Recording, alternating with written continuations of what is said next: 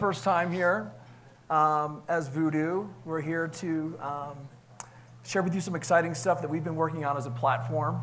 And privileged to introduce Julian Franco, who leads the overall Vudu AVOD business for Walmart Vudu.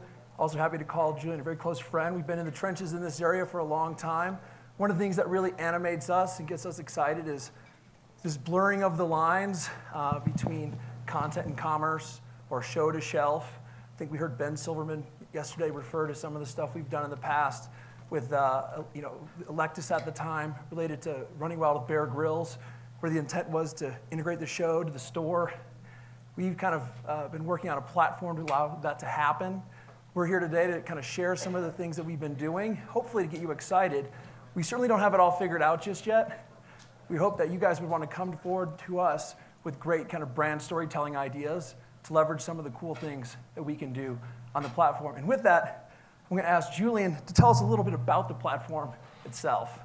Sure. For those that may not be familiar, Vudu is Walmart's streaming movies and TV business. Vudu was founded quite a while ago, ultimately as a way for, it originally started as a way for friends to share movies with each other over the internet. Ultimately the studios said, hey, you can't do that. And we went into business together and built what became top 3 transactional video on demand business. If anybody cares at all about picture and sound, chances are that you use Vudu. It's the best place to watch a movie. It's the highest quality, the best sound.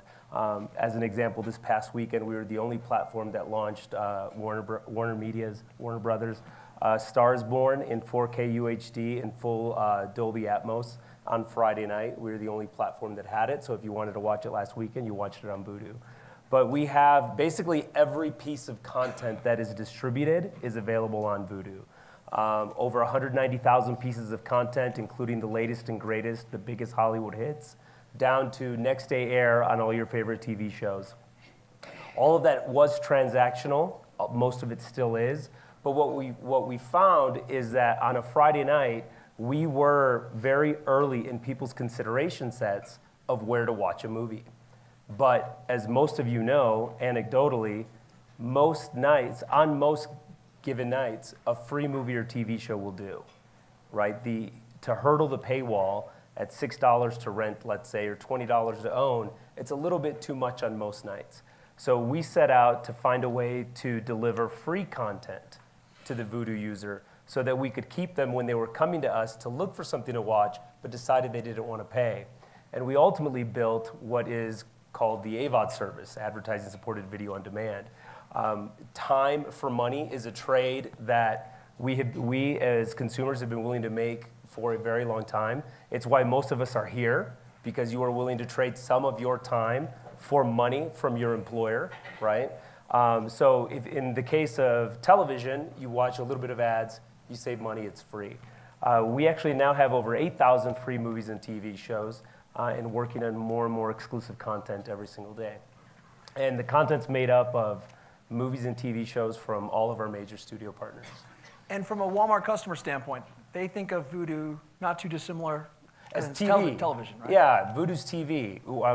A little bit, we're very different, I guess, than a traditional AVOD service in that over 92% of our viewing happens in the living room, on the best screen in the house, on a television. So we're not web. I think web is about 3%, mobile's about 8%, but almost everything happens in the television during prime time. So from a storytelling standpoint, you're talking about the primary television in the home. That's where the majority of the views happen. And we've also heard from the Walmart consumer that the idea that they would trade their time for free is very compelling. Yeah, I mean, it's interesting to think. I think it's intellectually rewarding is to hear that. I guess that AVOD is a little bit of a hot topic in 2019. But we certainly didn't invent commercially supported television, and it's kind of funny to think that the future of television will probably look a lot like the past of television, in that most of it is going to continue to be ad-supported. One of the things that we did go out and do is we just asked our customers, we asked them, hey, would you be willing to watch, are you willing to watch ads to save money on movies and TV? 55% of the Walmart customers that we asked said yes. 74% of them actually said they like watching ads if it helps introduce them to new and exciting products. That's awesome. Let's talk a little bit about what makes the platform also unique from a first-party data standpoint. How does Vudu fit into Walmart's kind of broader data ecosystem? Sure. The last presentation, you heard them talk about measurement. I don't know where the Shareably folks went, but I'm a big fan. I'm a fan of deterministic measurement. We have 5,000 stores to help our advertisers say, hey, you know what? You ran that ad. These are the people that saw it. These are the households that buy it. So we do it deterministically. We don't believe in probabilistic, and we don't believe in foggy attribution. Our folks at our partners over at Procter & Gamble, I half kid that the third word out of Mark Pritchard's mouth every time you see him is transparency, and the first two are I need, and we're on board with that, right? So like we will give them everything that they need because we believe in it as well. And what we think of is we think it's ultimately the reason that everybody advertises, including ourselves. We're the nation's, we're a 3-star advertiser ourselves as the country's largest grocer, but we believe in advertising because it drives sales. We also have 5,000 stores and a bevy of websites with 150 million customers that shop in the store every single week. The death of brick and mortar retail is greatly exaggerated. 90% of America lives within driving distance of a Walmart store and passes it twice a day. And then another 100 million people shop on our websites every single week, including Walmart.com, Jet.com, Hayneedle, Bonobos, Moose Jaw, Art.com, Shoes.com, Eloquai, Bare Necessities, and some others. But what ultimately happens is we have all of our stores plus a customer database called BFD for Big Fun Data. That's the brand safe translation of that acronym. But ultimately what we do is we say, hey, we match anybody that's watching any connected TV to a Walmart account. So if you have a Vudu account, you automatically have a Walmart.com account. If you've ever bought a DVD or Blu-ray in a store, even if you are underbanked and you don't use a credit card, so if you use cash as tender, but you've bought a DVD and a Blu-ray and you auto-redeemed that copy on Vudu, which we do for you the minute that you transact, we can track that household. So we know how many people saw the ad, and then what they bought, and then we can report back and close the loop.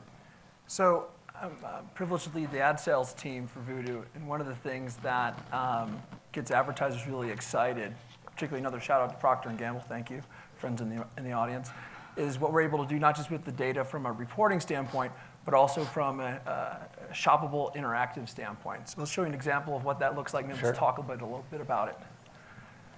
So this is your basic Tide national 30-second ad unit, run nationally on any of the great platforms represented here in the room. On our platform, because of the deterministic data, we can actually add full shoppability to that ad unit on any device, so that can seamlessly be added to your shopping cart for either ship to home, pick up in store, whatever the case may be. We think this has been something that's been heralded by the industry for a long time, shoppable advertising, interactive advertising. We're running campaigns like this right now, and we're seeing a lot of strong demand from a consumer standpoint because we've tried to find a way to keep the environment also pleasurable at the same time, not detracting from the viewing experience. Yeah, I think the big thing here is one of the things that we always do at Walmart is if you do what's right for the customer, it's what's right for the business. And when we think about who we serve, we're in the business of serving busy families. And we're the only company in the world probably whose strategy is our slogan, save money, live better. But what we think about with the shoppable ad format, it's not necessarily that, oh, this is going to revolutionize and drive sales. And the hard part, the thing is when you have 5,000 stores, like growing sales incrementally, you got to do a lot to move the needle. But the big thing for us is it's just about saving busy families time. If we can help them restock their pantry faster, it's worth doing, right? So this unit, as an example, if you're a gallon customer of Tide, or if somebody in the audience is a Pods customer, then that's actually the SKU that would come up on your television screen. But we don't believe in disrupting the viewing experience. So we won't then drag you off screen or a second screen. We just don't believe in it. We believe that most people still want lean back entertainment. So we won't disrupt it with choices on size or colors, right? It's really easy for you to just add it to your cart. When you log online or when you log on a different screen or some other time, you'll be able to just check out and your item's already going to be there. If you don't engage with it, the last 10 seconds, it goes away because we don't want you to think about it. We want you to get ready for the TV show. And I think for this audience, from a brand storytelling standpoint, this is a capability that could be produced, content could be produced because of this capability with the kind of the shoppable functionality in mind. And so we like to think down the road, not just taking the national ad that you would run already, which is very efficient and effective just to reapply on our platform. You could begin to start actually producing content specifically for this shoppable environment that we benefit from. Yeah, one of the things, I think it's coming up, the next thing is a partnership that we've done with our friends over at Hay Needle, which is also one of our owned and operated properties. But I think the holy grail that everybody, and I think Ben was talking about it, Ben Silverman yesterday, was, I mean, at one point, if we think about the influencers, early influencers were the 6 friends at Central Perk, where, you know, Jennifer Aniston even had a haircut named after her, the Rachel. And everybody thought, oh, wouldn't it be great if you could buy the sweater that they're wearing? The problem was that the person, you know, dressing them and handling the wardrobe for Warner Brothers had no stake in actually selling sweaters. And the people that licensed the show from Warner Brothers at NBC had no expertise in actually shipping sweaters or the logistics behind it. And I'm actually only able to be here with you today because there's thousands of people in Northwest Arkansas that are great at that. And that is our core competency, is shipping products. So with Mr. Mom, what we actually did is, we rebooted, or basically did a continuation story of Mr. Mom. Although because as much as we can romanticize, or those of us that grew up in the Midwest can romanticize John Hughes films, Mr. Mom definitely wasn't his greatest. It was just his first. So we've updated the story because it hasn't aged very well. So our Mr. Mom is just as much Mrs. Dad as it is Mr. Mom. But Hay Needle came in and actually dressed the set. So the biggest, with all the rules around content, with Mr. Mom, what you can actually do is you can actually shop the look of the home. So when in the pilot episode it starts off in the kitchen, you can actually click for more information in a completely non-disruptive way, and we'll send an email with all of the looks and all of the stuff that's actually on the set. And because most of the action takes place inside the home, you'll be able to see it throughout the entire show, and through all of the episodes, there'll be shoppable components there, but that are not intrusive, right? So if you don't engage with it, it'll go away. It's not going to be there the entire scene. And we definitely won't ask you to go couch shopping while you're watching the show. So we think that's pretty exciting. Again, this concept of, I think the embassy gentleman yesterday mentioned kind of the history of branded content. Branded content's been core to brand building since the beginning of time, frankly, since radio, TV, print. The idea of like the soaps 2.0, where you can actually have the content be entirely shoppable for a target audience with that functionality built in a way that still makes the experience pleasurable and enjoyable. Because if the content's not great, all the cool things we can do from a technology and interactive standpoint don't really matter. But to be able to have a premium television environment with kind of the shoppable functionality that you would expect out of digital, all in kind of environment that, sight, sound, and motion of the family room in the home, we think that's pretty exciting. So I guess our challenge to this room is we're on a journey to help our customers not only save money, live better, which is kind of the brand positioning and promise of the Walmart brand, but also save money, watch better. We think all these things are in line with the customer, what she's asking for, and we're trying to find great partners to help us on this journey. Early on, this is like the second time we've made this presentation. We had a little bit of a pre-roll for where we're going at the New Fronts in LA a few months ago. This is the second time we've kind of spoken kind of publicly about where we're going. There's been a lot of rumors and speculation about our plans. You're getting started to see some of it. We'll do a lot more when Mr. Mom comes out in May. We're gonna do a big splash at the upfronts this year in May in New York. More to come, but we're here to kind of just encourage this whole brand storytelling. It's an exciting time to be in this space. We want to let you know that we're open for business and want to be a great collaborative partner. We've left no time for questions on purpose, so hopefully you'll find us afterwards. Okay, thank you.